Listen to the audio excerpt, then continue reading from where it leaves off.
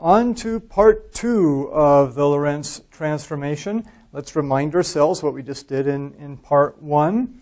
Again, Alice and Bob. Alice stationary in this case, Bob moving with velocity v, and each of them have their lattice of clocks synchronized.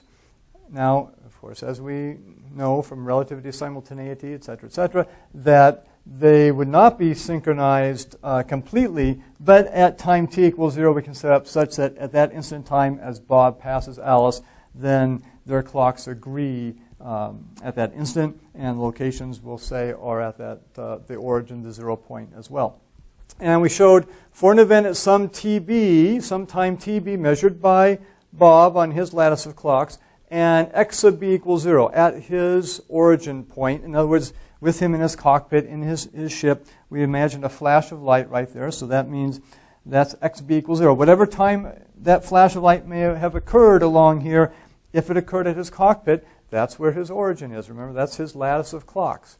Remember the props we used that showed that lattice of clocks. And as far as he's concerned, he's at rest with his lattice of clocks, and that's the origin. That's the xb equals 0 point of the flash. And we showed, given that special case, then, and we know what Bob's time measurement is, we can find t sub a for Alice, what her time would show on her clocks, and x sub a, the location of Bob in terms of her measuring system. Now, what we'd like to do, instead of having the flash right there, as we talked about, we'd like to have a flash occur any place in terms of Bob's system that he measures. And he says hey, I saw a flash of light, an event, something occurred at xb equals something or other, and times something or other by my lattice of clocks. In other words, some xb, tb. And we'd like to find out, okay, for Alice, what would be the x location of that, and what would be the time showing on her lattice of clocks.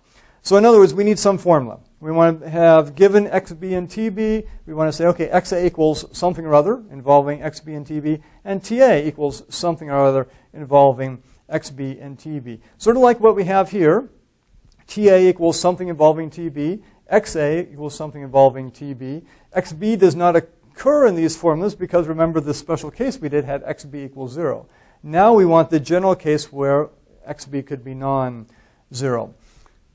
And so we have to figure out, well, some formula, couldn't there be infinite number of formulas that might apply here? We'd like to put some restrictions on this in terms of what we're looking for. And just to give you a couple examples of restrictions. So we're not looking for just an infinite number of formulas. We have to sort through and figure this out. First of all, let's just say we had a formula like this. What if we said, very simple thing, what if xa equals xb squared plus tb or something like that? Okay? Let's even throw a gamma in there as well. Got some gammas around here. So what if the formula had that form? That given xb and tb, multiply all this stuff together, add it together, and that would give us the value for xa. Note this can't be the right formula because the units have to match up. xa is measured in meters or whatever length unit we're using. Xb squared here, if we're using meters, that means this is in meters squared. You can't have meters over here and meters squared over here. And then gamma is dimensionless. It has no units. T is in time. It's seconds. And so I'm adding meters squared plus seconds. You can't do that. It doesn't make any sense. And so you've got sort of meters squared and seconds mixed up over there, and you have got meters over here. That's not going to work. You can't have a formula like that. So that puts some restrictions on it. In other words, whatever the formula is, the units for this one over here have to be units of length. And the units of this formula, whatever it is, have to end up being units of time there. So we can't have something like that. Another thing, I just actually erased our formulas here, but when xb equals 0, then I have to get my two equations from part 1.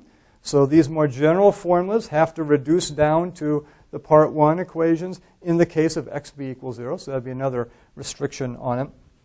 But that still leaves a lot of possibilities. So we're going to it's not really a derivation here or a rigorous argument, but we're going to try to motivate a certain form of these formulas that we're going to have here to make our life a little easier.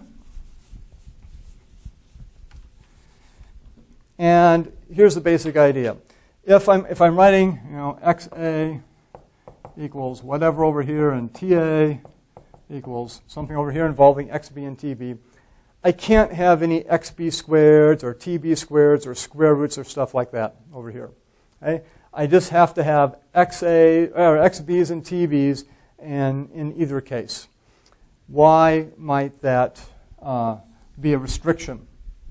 If it is a restriction, it's good because it'll really reduce down the possibilities in terms of our formula, as we'll see. But let's just figure out why not? Maybe a TB squared in there, or an XB squared, or a square root, or something like that. Let's consider our clocks here with TA and TB, and let's just say let's let TA equals TB squared. Okay, now I know, as I was just talking about, the units aren't going to work there, so we'll assume we have some other stuff there where we can get the units to work out. In fact, let's do this exactly here. So, well, actually, I don't.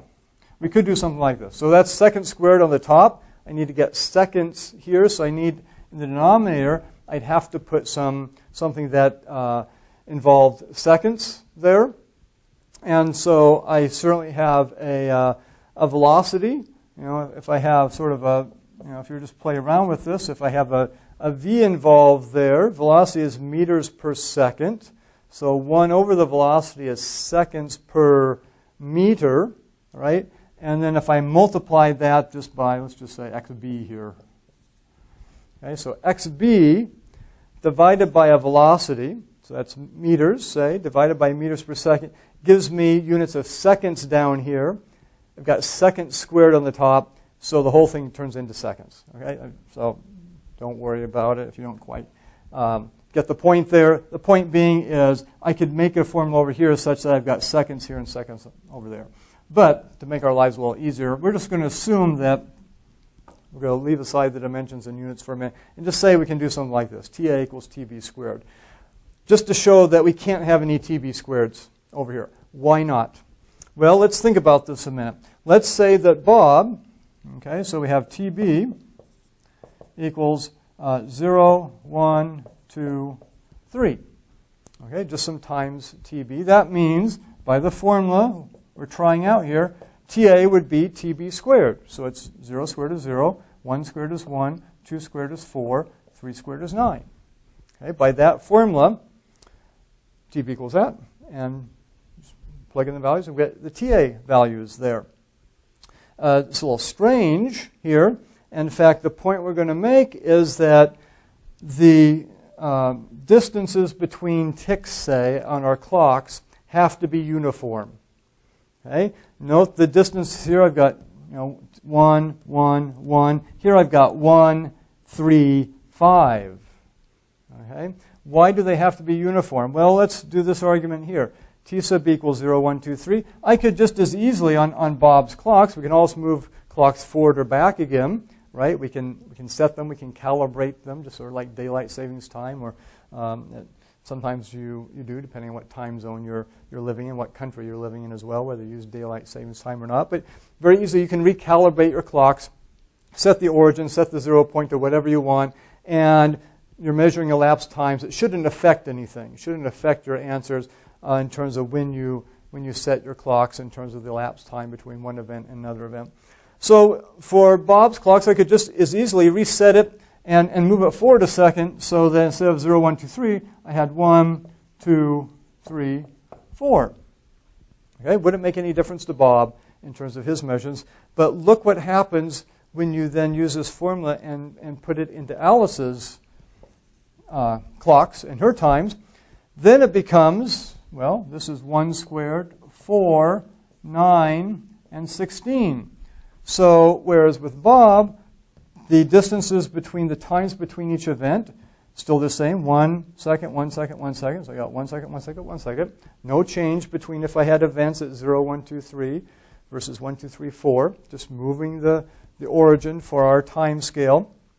But for Alice, it makes a huge difference that Bob just moved those over, because here I had 1 second between them, 3 seconds, and 5 seconds between those events. Now I have 3 seconds instead of 1 second, 5 seconds instead of 3 seconds, and 7 seconds instead of 5 seconds.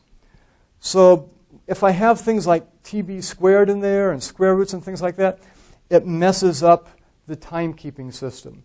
We expect that this transformation is such that you may have time dilation, as we've seen, so things get stretched out or compressed, but the distances between the events cannot change.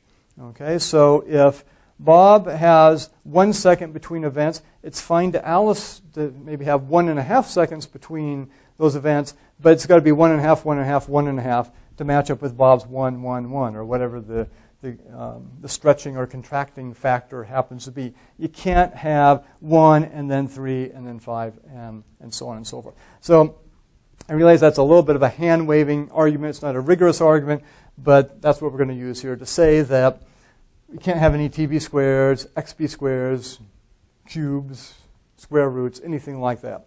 So what this means is, assuming our little hand-waving argument here, we'll accept that.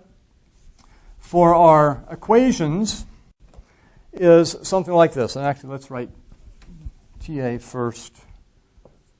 Okay, so it means that TA is going to take this form. It's going to be a so-called linear form. So for those of you who've had some math, either way back when or more recently, not really too advanced math, but certainly a little bit beyond algebra, perhaps, although you get this in algebra as well. All that being said, what am I talking about here? This is what it's going to look like. TA is going to have the form, some capital G, we'll talk about what that is in a second, times XB plus H times TB, and XA, the formula for XA, again given XB and TB, is going to have the form M times XB plus N times TB. And as I mentioned, this is so-called a linear form because the XB's and TB's in the equations here are just XB and TB. You don't have any XB squareds, TB squared, square roots, or anything like that. What are the G, H, M, and N? Those are just, technical terms, coefficients, but they're just values that don't involve XB and TB. They may involve V and C, and they will, in fact, as we'll see in a few minutes, but not XB and TB. And so it's a linear form because technically these are forms of lines and not parabolas and things like that, and square root curves, et cetera, et cetera. So, and that comes from our little hand-waving argument that the distances between times, and also works for distance as well, have to be uniform when you're transforming from one frame of reference to another frame of reference. It can be stretched or contracted, but it can't change from one to the next as you go along with it, as we saw. Okay, so accepting that, this is our form here. So this is the form of our Lorentz transformation equations that we're going to go with. Now, our final thing we have to do, and it takes a little bit of algebra here, but we need to figure out what G, H, M, and N are. And we can immediately start off with going back to the case if XB equals 0. So we know if XB equals 0 from part 1, we know TA equals gamma TB, our basic time dilation equation for that special case. And we know that XA equals gamma V TB. Those were the two equations we came up with. And as we said before, these equations have to match C's for this special case. So if XB equals 0, so this, if we take this and plug it into our equations here, that means, that goes to 0 for this special case. This term goes to 0 for this special case. And we know that XA has to, let's do TA first. TA has to equal gamma TB. So TA equals, this equals gamma TB. And XA, for this special case where xb equals 0, has to equal gamma v tb. So this equals gamma v tb. And lo and behold, immediately you can see what h and n are. And you've probably already seen it. If TA equals gamma TB and also equals HTB, clearly H equals gamma, right? HTB equals gamma TB. So this implies H equals gamma. And for this one, XA equals gamma V TB, which equals N TB in our general form, linear form of our transformation equations. And therefore, we have, this implies N equals gamma V. Therefore, here's what we've got. So the way we got this is we applied our special case, xb equals 0, to those general equations. And therefore, we're halfway there. Because now we can write, our general equations is this. We can write, OK, TA equals, we still don't know what G is, but G xb plus H is gamma, plus gamma TB, and XA equals M times XB plus N is gamma V TB. So those are our two Lorentz transformation equations. As I said, we're halfway there now. We still need to find out what G and M are. But we found out sort of half the form of the equations. We had the argument that they need to be linear like this. They need to, in the case of xb equals 0, reproduce our part 1 equations. And so we've got that in there. And now in the next video clip, what we'll do is tackle finding G and M. And we're going to go back and use our invariant interval equation to do that and crank through a little algebra and get our final form then of the Lorentz transformation equations.